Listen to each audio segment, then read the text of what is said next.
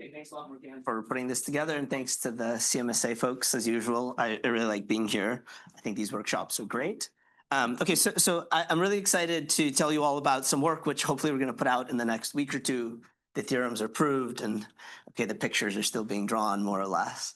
And so this is not a talk about neural networks, which is a little unusual for me, but okay, so it goes. It's really a talk about learning using kernel methods, with the main innovation that we're going to try to learn with very general kernels on very general manifolds with kind of no symmetry assumptions and so on.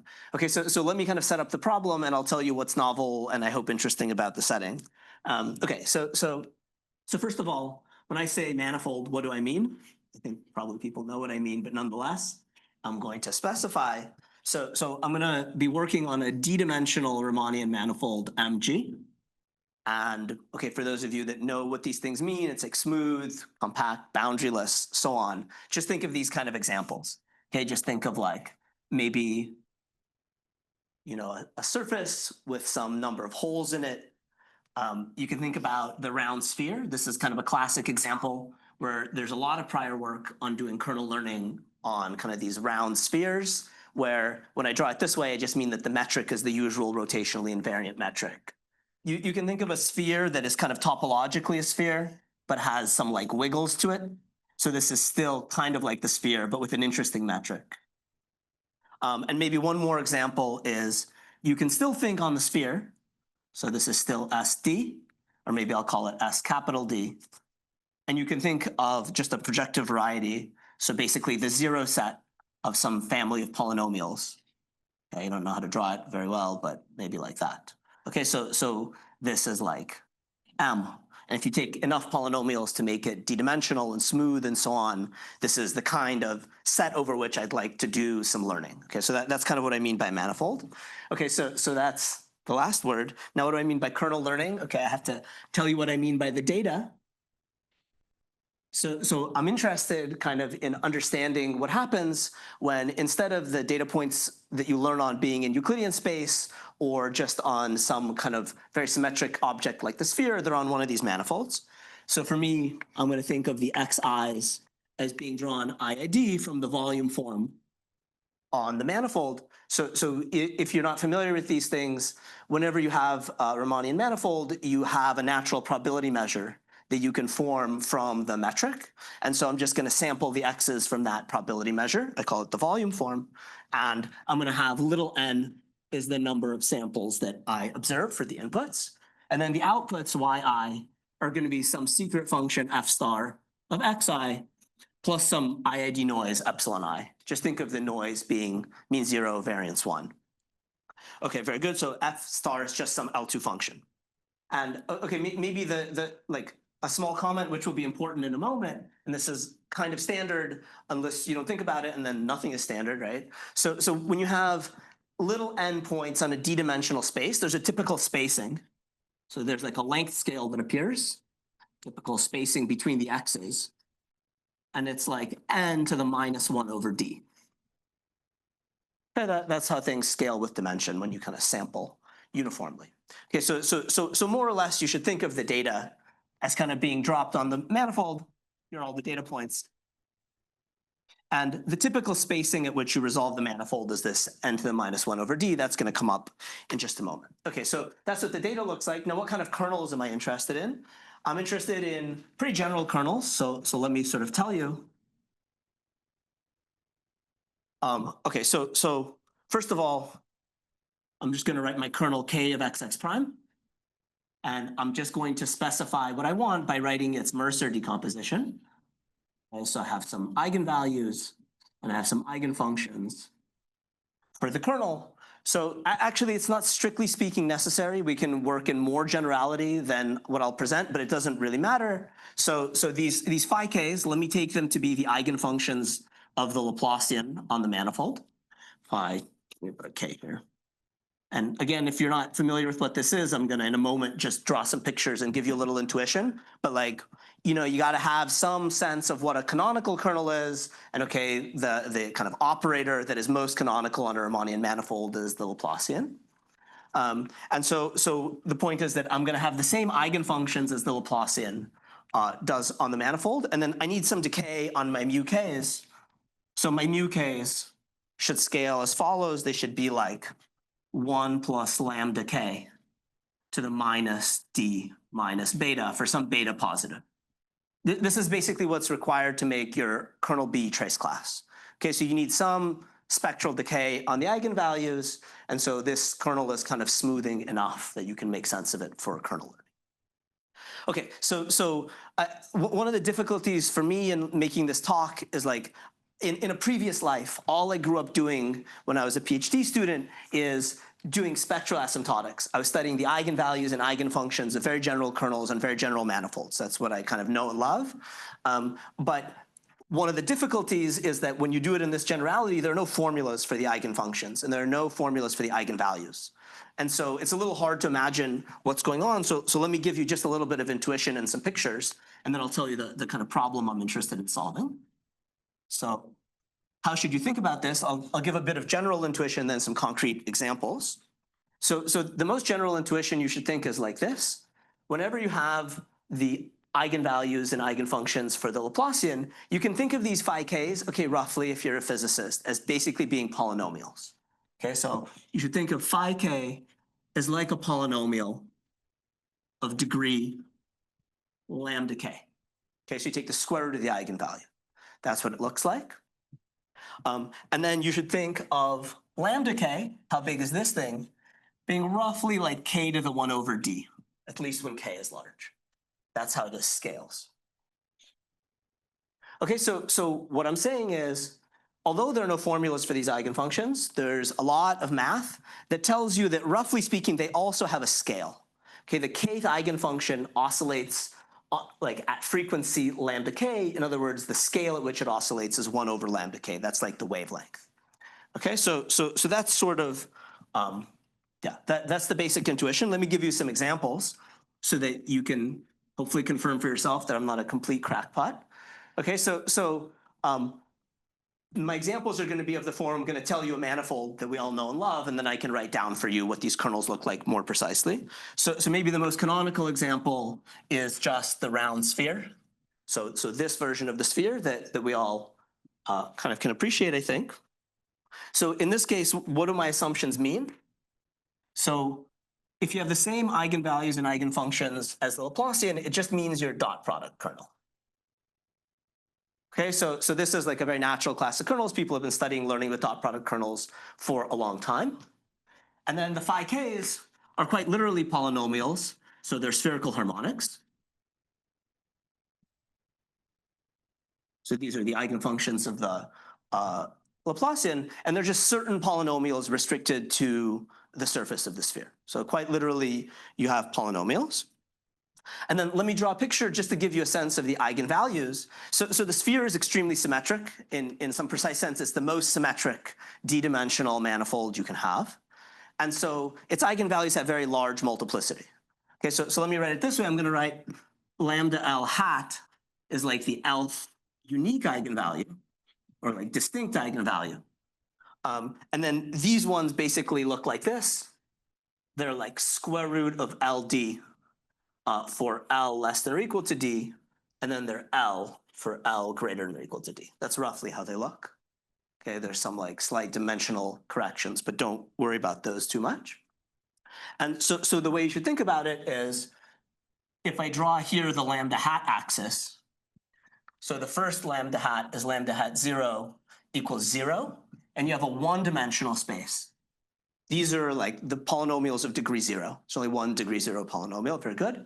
Then when you have lambda hat 1 is equal to 1. So these are like the degree 1 polynomials. So this is like dimension d.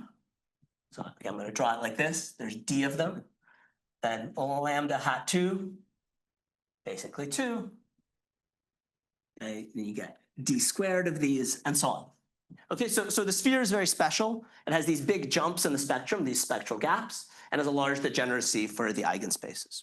Okay, this is very much not true on a general Riemannian manifold, but like this is the structure that's often exploited when you learn with kernel methods on the sphere and you have these dot product kernels. And that's what we're trying to get away from. So this is kind of the thing I want to fight in a sense.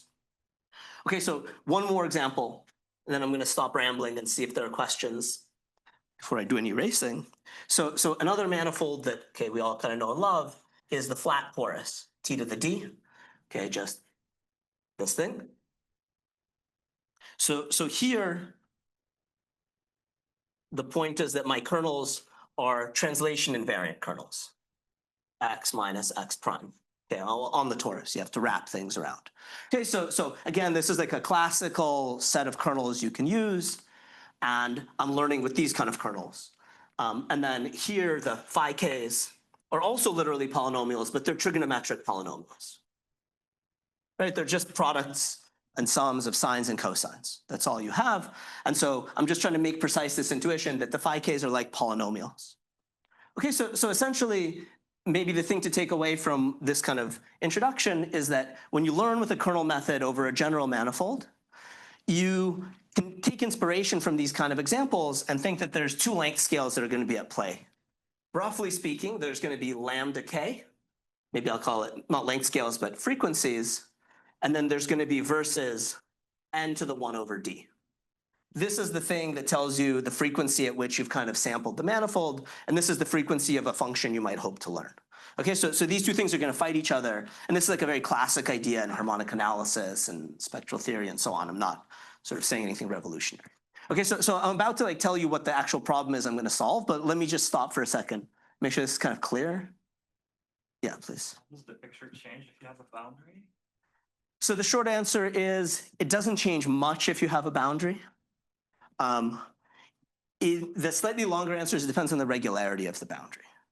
So you know, really these kind of, and I'll say something about this if I have time to get to it. These kind of things, this is basically the Weil law, right? And like the Weil law holds just fine if you have boundary or not, but there are like corrections to the Weil law, and it depends how close you are to the boundary when you study kind of locally what happens and so on. So I'm not an expert here, but so when you say that the phi k's are polynomials, that means that they're spread out. So polynomials are not localized in a particular region of space, but there are manifolds with boundaries such that the eigenvectors are localized, like the stadium, for instance. That's why I was asking. So great. So what it's going to turn out is, so first of all, let me point out on the sphere, there are plenty of eigenfunctions that are very highly localized. In particular, the kind of zonal spherical harmonics, the spectral projector, you know, is basically a quantization of the delta function. Actually, like it's a theorem, which again, if I have time, I'll get into, which underlies our results, which says the most localized eigenfunctions you can have are on the sphere at a given frequency. But the point is there's not very many of them. And that's all we have to use. We're basically, our learning is going to be pretty coarse over like many eigenfunctions rather than just one. But you're right that these kind of things can ultimately be sort of subtle and important. Yeah. Yeah. Why are you asking that the mu k scale with the lambdas instead of just putting something like k to the 1 plus beta and just having it scale with k? It's the same thing. I'm just saying if you combine this with this, I think it's much more natural to think in terms of the frequency than like the actual index, but you're right, you can go back and forth, right? Okay, very good. So let me keep this and this for the moment and erase this. And let me tell you about the theorem. And then I'm going to try to say something about the philosophy of the proof and sort of what was known before and so on. Okay, so again, kind of my goal in life was, so I'm kind of a newbie to this kernel learning stuff, and I saw some really beautiful talks by people like Theo Misakevich and Andrea Montanari. They have these really nice papers about kernel learning in pretty symmetric situations, like basically on the sphere. And they're beautiful and a little bit sad at the same time because you basically need the data, the x's to be uniform on the sphere and the kernels to be rotationally invariant. And that's useful, but like not very natural for high dimensional data generating processes. So the goal is to kind of get away from this. Okay, so their work was basically our inspiration. Okay, so what's our goal? What do we hope to bound? We're gonna bound the risk. Okay, so for me, the risk is like this. It's gonna be on a fixed sample. So I have my data generating process, this f star, and I have my fixed realization of the data, these particular x's and y's, and I'm going to tell you something with high probability over that. So this by definition is just the L2 error between f star and f hat. L2 squared. Okay, what's f hat? F hat is just the minimal norm interpolant. Okay, so I'm studying a very simple kind of learning problem, just minimal norm interpolation with this kernel. Okay, very good. So now I can tell you what we know about it. So again, this is joint work with my really great postdoc, Mengxuan Yang. Okay, so here's kind of the TLDR of the theorem. I'm going to write it in brackets. I'm going to give you the precise statement is like this. The thing you actually learned, this minimal norm interpolant, is roughly just like you take the projection of your data generating process onto all the frequencies that you can resolve. Okay, that's the theorem. And this kind of conclusion people have gotten a lot, but usually not in these like completely generic situations, at least as far as I know. Okay, so let me tell you exactly what it is because I feel I need to be honest. Okay, so here's the statement. There exists a constant, okay, which depends on the manifold in question. We can make these constants uniform over a family of manifolds, but you have to be a bit precise about what that means.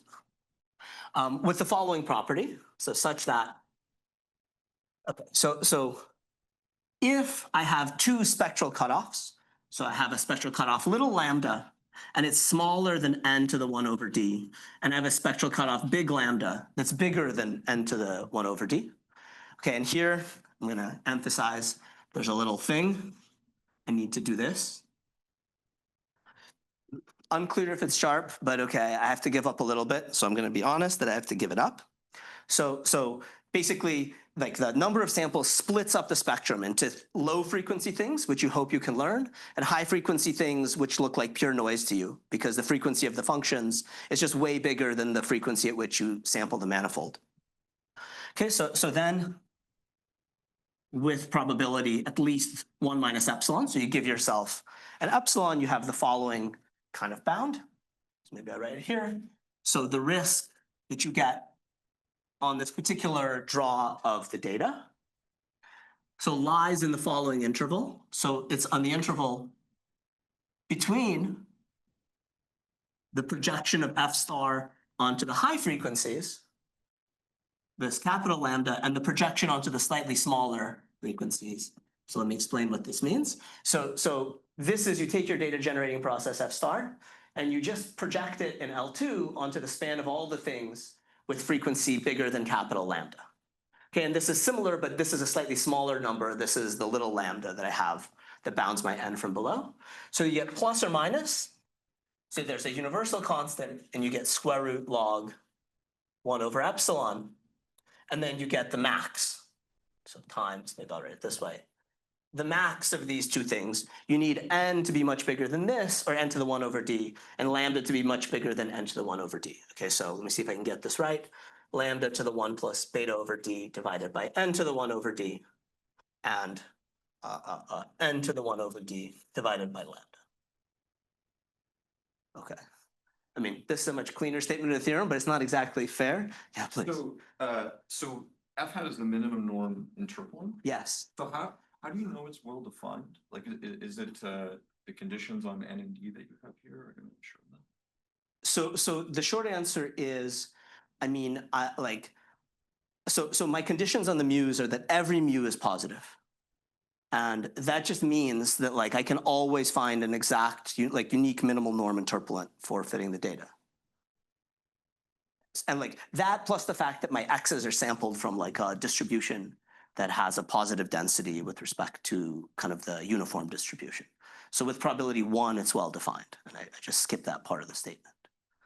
Yeah, Okay. right. So of course, like there are events where like the x's like lie on top of each other or Right. something, and then you can't have a minimal norm interpolant. Okay. That's for sure true. But it doesn't hurt. Yeah. Is this 1 plus beta over d wiggle room that you drew in green related to this, like, even in the spherical case, you got this double descent if you're like exactly at one of these like dimension powers, where like the risk will actually spike to infinity if you're not doing any regularization. Does that handle this? I'm trying to figure out. The short answer is I don't know if it's that.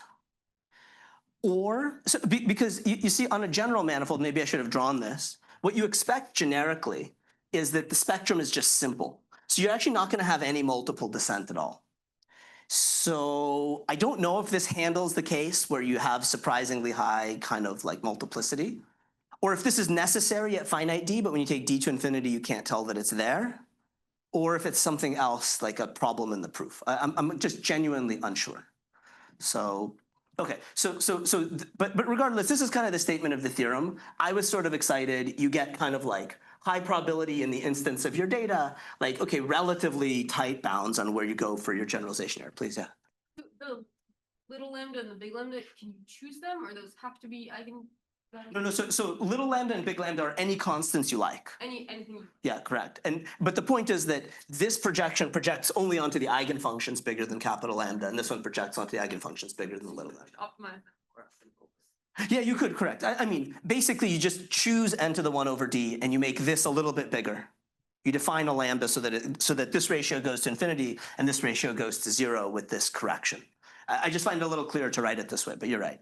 Sorry, Boris, another question. This is probably a dumb question, but how does the noise enter here? So for any order 1 noise, like it gets subsumed in that plus minus. So the epsilon. Yeah, so I should have said, so it doesn't have to be Gaussian, but I don't care that much. And I just need sigma epsilon to be order 1. Yeah, so potentially I could do more. I actually didn't think very hard. Maybe I could do slightly bigger noise, but I just wanted something where the noise was on the size of the observations. So if the noise is 0, then do these, No, then that's fine. You still get exactly this. do any terms drop out though, or? No, actually basically like the bias and the bias risk decomposition like dominates the variance, or like it's never smaller really than the variance, and the bias even at epsilon equals 0 is kind of the dominant term actually, yeah. Yeah. What norm is minimized when you choose those interpolators? Norm of what? Sorry, I'm not sure what the question is. Do you mean what I mean by minimal norm? Yeah. So, sorry, right, I should have said. So whenever you have a kernel, you have an RKHS of the kernel. So this is the minimal norm interpolant of your data generating process in that RKHS. So you basically like find the function of minimal norm that fits the data that you observed. So yeah, it's that norm. Yeah. So you mentioned the possibility that on a general manifold, you don't necessarily see these like highly symmetric degenerate eigenvalue spectra, and maybe you won't see these multiple descent things. Is there some notion where you can like, could you look at a randomly deformed sphere or something where the G is some kind of random matrix and say something about what the Laplace eigenvalues look like? So okay, so it's a great thought. So that's a theorem of Kern-Uhlenbeck. Okay, so there's a theorem which basically says you fix any manifold M, then there are arbitrarily small perturbations of any Riemannian metric you like, for which all the eigenvalues are simple. So at least you know that. And then I think you're asking the more refined question is if I have a model of a random G so that that's true, can I understand something about the risk here? And what I would say is that's almost surely an extremely hard question, because the much simpler question of, can you tell me things about the eigenfunctions and eigenvalues for random G that are quantitative is like basically completely open. So before you even do any kernel random matrices or anything. So it's a natural thought, but like, I've never seen anyone make like good progress on that kind of idea. Okay, so that's the theorem, great. Now let me tell you a little bit about the proof.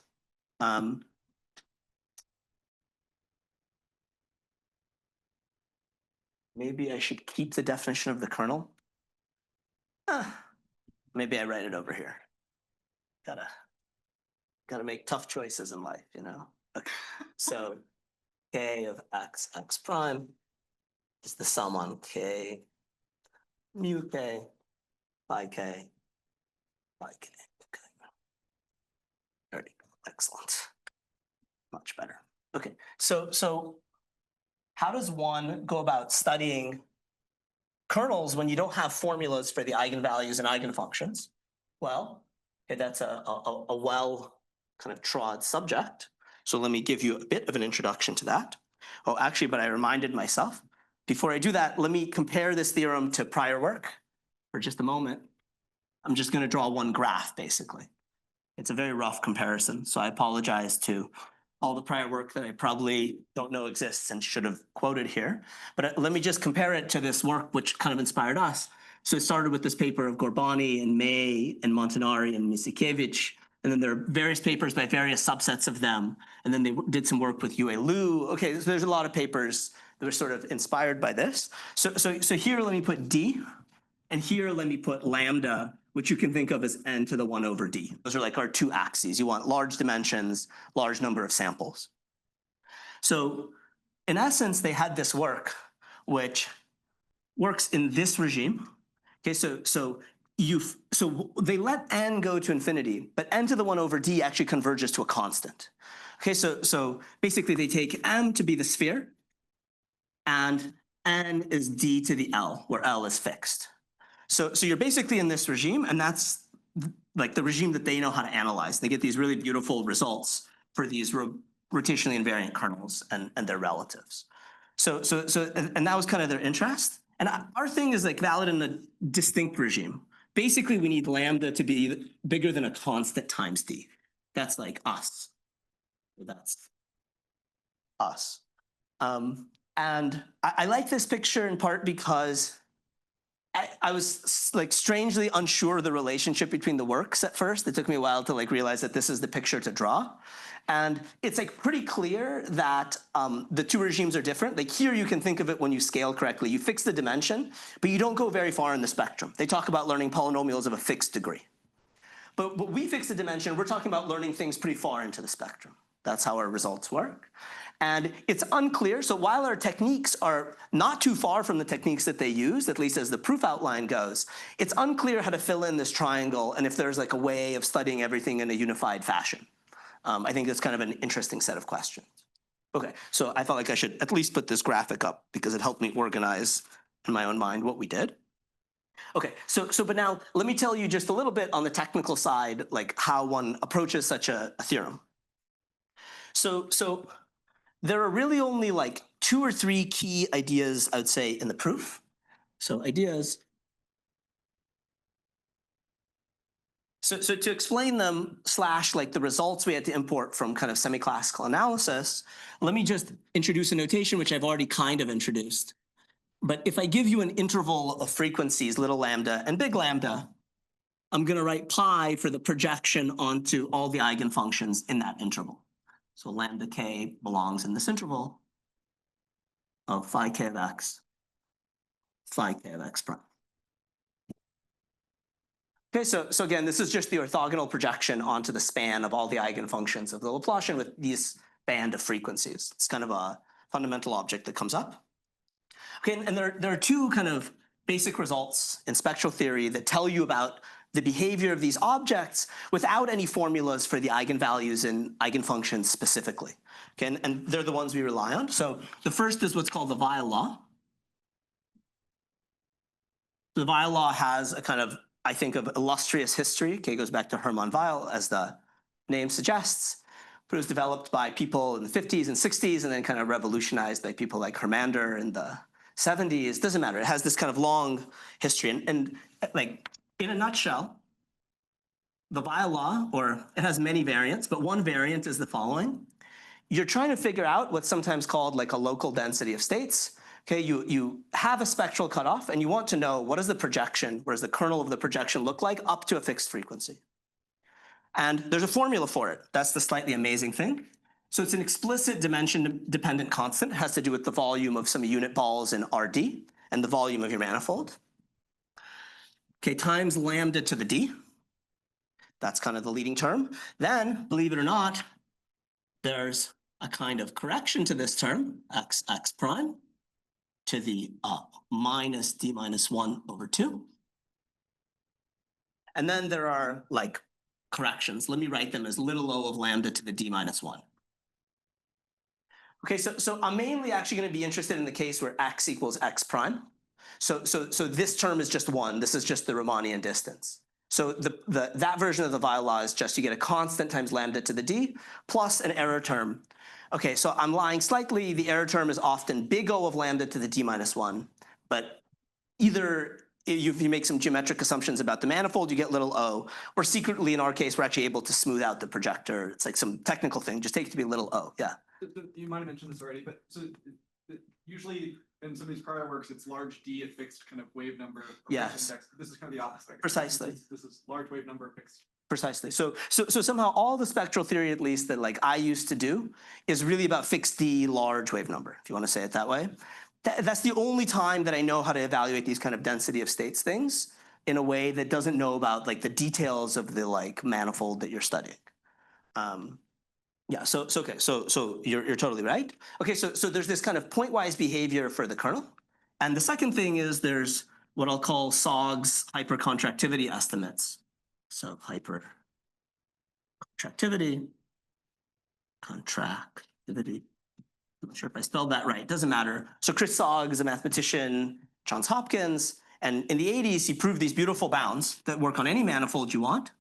And his bounds say if you look at the spectral projector onto a window of size 1, and you take any function you want and you measure its LQ norm. Okay, so Q is any number between 1 and infinity. You get universal upper bounds by lambda to a certain exponent, which just depends on D and Q, times the L2 norm. Okay, so it gives you a sense. Just think of the L2 norm of F as being 1. It says if you have any function, maybe it's a function in this spectral interval, you can assume that without any loss of generality, any function in this interval, there's a universal bound for how big the LQ norm can be, how much it can concentrate. Okay, and the point is that this exponent here is independent of the manifold. It depends only on the dimension and on the Q you have. And in fact, these bounds are saturated on the round sphere. The sphere is actually the manifold that has the eigenfunctions that concentrate the most. Okay, so somehow this is like, if you know these kind of arguments, you have to know these kind of like LQ bounds on the eigenfunctions. Okay, so very good. I will erase this. Okay, so now how do I use these two facts? They're nice, they're kind of classical things, but maybe it's not totally obvious how they enter. So let me try to say something about that. Okay. Very good. Okay, whenever you study learning with the kernel method, there's only really one object you ought to care about at some like high level of abstraction, and that's this kernel random matrix, which I'll call Kn. It's just your kernel evaluated at your data points xi, xj. I and j go from 1 up to n. So it's a little n by little n matrix.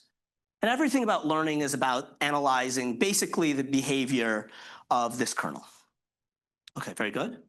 So let me massage this kernel just a little bit to try to make these spectral projectors come out, or really these spectral projectors onto length 1 windows, and then I'll explain how we analyze them. Okay, so just by definition, this is the sum on k. I get mu k, phi k of xi, phi k of xj. Okay, that's true. And then, okay, if you think about it for just one moment, my mu's decay very gently. They're polynomially decaying. So they're approximately constant on length 1 intervals. Okay, so what I can do is I can take the sum over all the eigenvalues and I can write it like this. I'm going to have a spectral parameter that goes from 0 to infinity. I'm going to have mu at lambda, and then I'm going to have the sum over all the eigenvalues that are in this kind of length 1 window of phi k xi, phi k of xj. I don't think I needed the other bracket, maybe. Okay, so what I'm saying is this is precisely the kernel of this spectral projector, lambda plus 1 at xi, xj. So I'm saying you basically chunk up the frequency space or the kind of, spectral space into these length 1 intervals. And you realize that if you want to study this kernel evaluated on your random sample, you can study things at an approximately fixed frequency. Again, it's like a very standard thing. And then there's going to be different forms of analysis when these frequencies are much smaller than n to the 1 over d and when they're much bigger than n to the 1 over d. Okay, so for example, so let me do the simplest thing. Let me study the diagonal of these kernels. Okay, so I need to study pi lambda plus 1 of xx. right? When I equals j, that's the diagonal of my matrix. That's an object you have to understand. Well, hey, look, the Weyl law, right? So what do you get? You get that this thing is equal to, well, all right. So I had this universal constant here times lambda to the d, okay, plus some error. This distance is just 0. But this is all the way up to lambda. So I have to subtract. I have to take the difference between the thing up to lambda plus 1 and the thing up to lambda. Okay, so instead of a lambda to the d, I get a lambda to the d minus 1. So I get a universal constant, slightly different one, times lambda to the d minus 1, plus an error, little o of lambda to the d minus 1. And maybe I should emphasize this error is uniform in x. Okay, so like I'm just telling you that the pointwise behavior at leading order is that you get a constant. So it tells you all the diagonal elements of your random kernel at a fixed frequency are actually just a constant times the identity matrix. Okay, so that's sounding oddly familiar if you kind of know this literature on kernel learning. Okay, very good. And so in particular, what do you conclude from this? So this allows you to conclude how many eigenfunctions you have in this window. That's going to be important because the size of this kernel matrix is little n by little n, but this is a gram matrix of these vectors phi k, right? So this pi lambda plus 1 n, this matrix here, is just a gram matrix of these vectors phi k of xi, right? So this is k goes from 1, well, this is just all the lambda k's in the spectral interval. So to understand how this matrix works, I need to know how big are these vectors, how many lambda k's do I have, and how many vectors do I have? That's the kind of two things to track.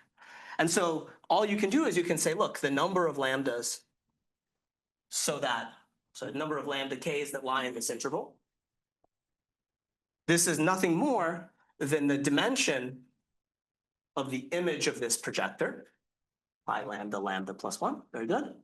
Right, that's true, this just projects onto that range.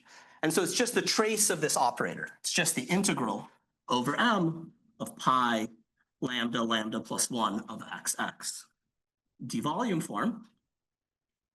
And now you see how I can use the on-diagonal asymptotics to get the answer, right? The answer is independent of x. I just get a constant times lambda to the d minus 1 plus a remainder that I don't care about. Okay, so now it tells me, aha, I got it. What happens is each of these matrices I need to study, they're a little n by little n matrix formed from a feature vector that was lambda to the d minus 1 dimensional. Okay, so you can kind of see how n to the 1 over d should be comparable to lambda to decide if this matrix is going to look kind of like tall and skinny or like, you know, fat and the other one. I don't know. You know what I'm talking about. Okay. So I'm saying this is kind of the tip of the iceberg. So this tells you sort of what the relationship between n and lambda ought to be. And then what you do is you use these hypercontractivity estimates to basically say that in various regimes where either your matrix, your frequency is too small or too big compared to n, these matrices are dominated by the diagonal. So they look like the identity times a constant. Okay, so let me stop for 1 second. There's a bit more to say, but maybe this is good before I erase to see if there are questions or comments about this. Yeah. Is the claim just like to learn in this range of lambda to lambda plus 1, you need number of samples to balance the multiplicity? Or like this number? So I guess I'm just saying, like, you know, so think of little n as fixed. You have some number of samples. And imagine that lambda to the d minus 1 is just much bigger than n. So then I'm saying you're in a situation where you have very high dimensional vectors and not too many of them. So these kind of matrices, these gram matrices you get, they just look like a constant times the identity for you. Okay, that's like one regime. That's how you know what to do. And in the other regime, you just have to kind of apply the transpose of that argument. You know, if n is much bigger than lambda, then you just, instead of taking like A transpose, you take A transpose A and you apply the same kind of thing, and you get the conclusion for all the non-zero eigenvalues. And so I'm just saying, like, the interesting regime, which is the one we don't know how to treat, is when n is exactly proportional to this. It's sort of why we had to cut that part of the range out of the argument. That's not to say it can't be treated, I just don't know how. Yeah. Easy money? Moderate money? Okay, how much time do I have? Times it? 20 minutes. 20 minutes. Okay, very good. All right. Okay, so very good. So like at a high level, this is just the ways that you import the kind of standard tools of spectral theory and semi-classical analysis to studying these kernel random matrices. And maybe I should just emphasize, these hold without any knowledge of exactly the eigenvalues and eigenfunctions. That's kind of the whole point. Okay, so let me take a minute now to say, this is the theorem that we proved, and we're working on proving a better theorem, and I was hoping it would be done, and I thought it was done, and then, okay, there was a big bug, and so I had to go back. So I'll tell you what I think I can prove, but like, don't hold me to it, all right? It's okay, recorded. I will post it on YouTube in case. That's okay, but I've now indemnified myself. So I was- let zeta of z be the, okay, right. Right. Okay. So far, what have we kind of done? Right? We've said, here's the manifold M. You have these x's that you observe. There they are. And it sort of makes sense. It's almost an information theoretic like result. You know, there's a class of functions where by observing it on the x's, you can basically determine the functions. Those are the functions that have frequency that's less than the typical spacing between the x's. Those are the ones we learn. And then there are functions that oscillate wildly on this length scale, and they just look like pure noise. And they do nothing but basically act like an implicit ridge regularization in your problem. That's kind of what happens.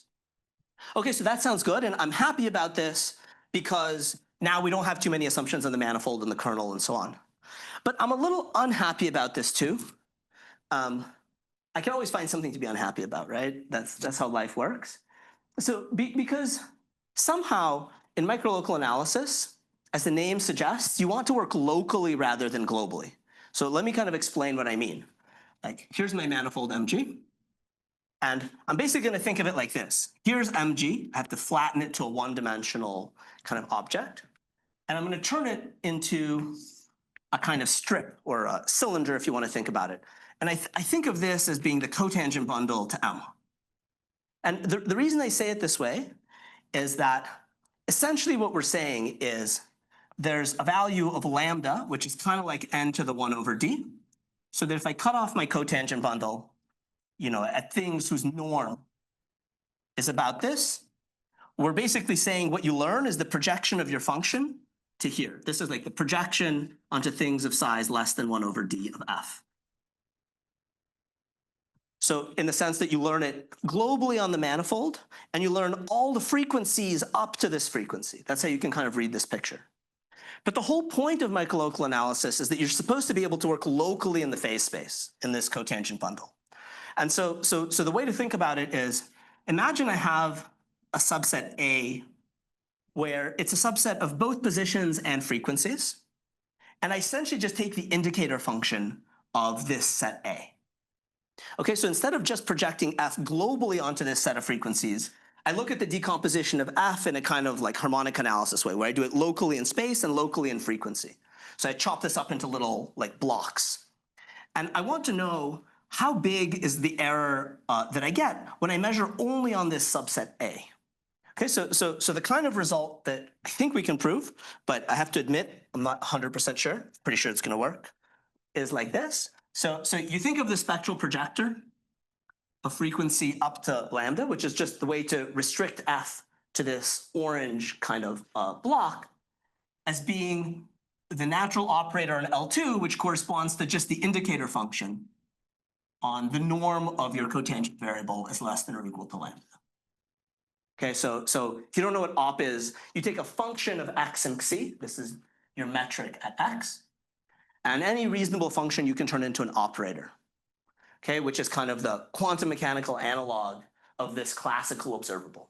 You have position x and momentum psi, and so you could take this function of your classical system, or you could turn it into an operator, which acts kind of on the quantum system. Okay, if that means nothing, just ignore. It's just meant to be for some kind of inspiration. So, and I'm saying you can take an A, your favorite function from T star M to R. So this is an example of an A, but it could be much more complicated. And I'm just saying, let's just assume that A is smooth, compactly supported inside of this kind of, if you want to put it this way, resolvable or kind of allowed region. So it's compactly supported on the set of xi's that have frequency less than, let's say, lambda to the 1 minus epsilon. Okay, so I want it to be supported pretty far from the boundary. All the interesting and difficult things happen at the boundary. So then you can define an operator capital A, which is the analog of restricting a function f to this kind of set. Okay, so I'm just going to call it op of little a. So I'll just treat it as a black box. Functions on the cotangent bundle become operators on L2. And what I believe we can prove is the following. So let me define the microlocal risk of f star on the data as being not the risk that we had before, but you apply the operator A to f star minus f hat. Okay, so you're trying to basically answer, okay, I'm not so interested in working only globally over M and only up to this frequency lambda. I want to know, what if I'm interested in a little band of frequencies? How big does my error behave? And so on. So I'm going to do the relative error. So it's going to be A divided by the amount of kind of signal you have in that band of frequencies, or whatever A localizes you to. And so the claim, the thing I think we can prove, is that we can prove as long as you're uniformly bounded in the class of little a's, basically all of your derivatives have uniform bounds, then you get uniform upper bounds on this, or uniform kind of localization on this, exactly like we had in the theorem. Okay, so as long as you don't try to make the set A, or your kind of operator A, more and more localized as you grow n and therefore lambda, then you're fine. So you kind of, for free almost, get that you learn the function well, not only globally, but you learn it locally. And this is one of the reasons, okay, maybe it means nothing to anyone, why maybe the lambda to the 1 plus beta over d is correct and sharp. Like, you have to give up something in order to be able to learn locally like this. And I think you're secretly learning both globally and locally. But, okay. So okay, very good. So this is, just to kind of complete the story, working when you localize by an operator like this, there's something called the local Weyl law instead of the pointwise Weyl law, which is exactly designed to work with any kind of localization operator you like. Okay, so that's what we're sort of trying to like unpack and see if we really get what we think we get. But let me not ramble anymore about that. Maybe I stop here and take questions and all that.